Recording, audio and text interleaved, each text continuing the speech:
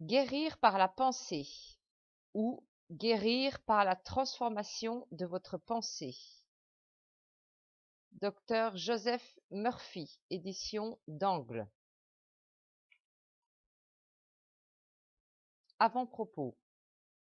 La traductrice de cet ouvrage attire l'attention du lecteur, de l'étudiant sincère attaché à découvrir la vérité, sur la révélation des deux perles de grand prix évoquées au chapitre 6 et 7. 2 points.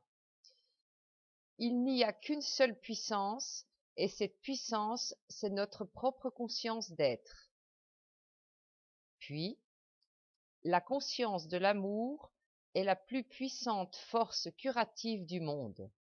Le médecin, le prêtre, le rabbin ou le praticien de la pensée nouvelle, qui possède la plus grande mesure d'amour divin, obtiendront les meilleurs résultats.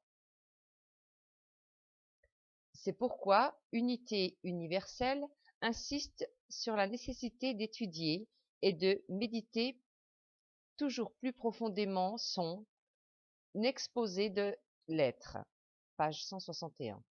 Car nous ne pouvons être et avoir que ce que nous avons conscience d'être et d'avoir, ce à quoi nous donnons notre consentement mental. Marie Sterling. Préface. Ce livre est écrit pour répondre à des milliers de requêtes provenant d'étudiants de plusieurs parties du monde. Il est une étude détaillée sur la signification profonde des guérisons dont le Nouveau Testament nous parle. Il a pour but de montrer au lecteur qu'il peut appliquer le principe de guérison aujourd'hui, tout comme le fit Jésus il y a 2000 ans.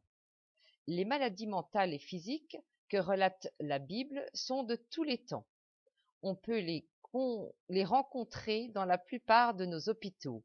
Il est vrai, bien entendu, que les mêmes maladies portent aujourd'hui des noms différents, dérivés de la terminologie médicale. Partout dans le monde, des hommes et des femmes d'appartenance intellectuelle et spirituelle de toutes sortes s'éveillent aux extraordinaires résultats qui suivent l'application des lois mentales et spirituelles.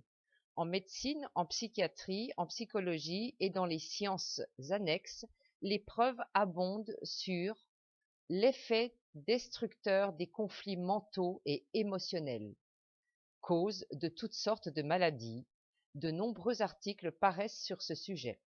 Cela annonce la fin de la puissance des 5 sens, du règne de ce que l'on appelle la matière, et le rétablissement du règne de l'intelligence divine et de l'infinie présence curative universelle. La Bible est le manuel psychologique qui nous enseigne à surmonter tous les problèmes. Elle nous explique comment nous tombons dans l'affliction, puis nous enseigne comment en sortir. La Bible enseigne la science de la vie. La connaissance de la signification des symboles, la science de l'alphabet hébreu et la signification des différents noms contenus dans la Bible constituent la clé de tous ces récits. Pour bien comprendre ce qu'écrit un auteur, il est nécessaire d'être en rapport avec lui, de pénétrer et de comprendre ses idées, ses pensées, ses paroles et ses sentiments de manière à ce qu'ils se reproduisent bien dans notre esprit. Il n'y a qu'un entendement. Nous ne savons pas exactement qui écrivit les évangiles et, pour ma part, avant d'en disserter ou d'écrire au sujet de ces merveilleux récits bibliques, je demande à mon moi profond, dans la méditation, en tant qu'auteur de ces récits, quel sens leur ai-je donné lorsque je les ai écrits? Puis je reste immobile dans le silence, ressentant l'intelligence vivante qui coule à travers mon esprit conscient, me révélant tout ce que je dois savoir. La mémoire de tout ce qui a jamais existé est dans votre esprit subjectif, et il vous est loisible de vous y accorder. Dans un état d'intercommunication d'esprit à esprit, il est possible de recevoir toutes les pensées les idées et les sentiments d'un autre esprit avec lequel vous êtes en rapport. En rapport est en italique. Cette transmission est extrasensorielle. Répétons-le, il n'y a qu'un seul entendement, commun à tous les hommes. Le but de ce livre, autant qu'il est possible, est de débarrasser les récits bibliques de tout mystère afin qu'ils deviennent un livre ouvert pour toute l'humanité.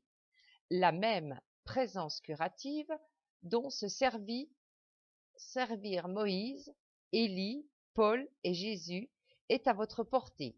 Servez-vous-en et avancez dans la lumière, allant de gloire en gloire, jusqu'à ce que le jour se lève et que les ombres fuient.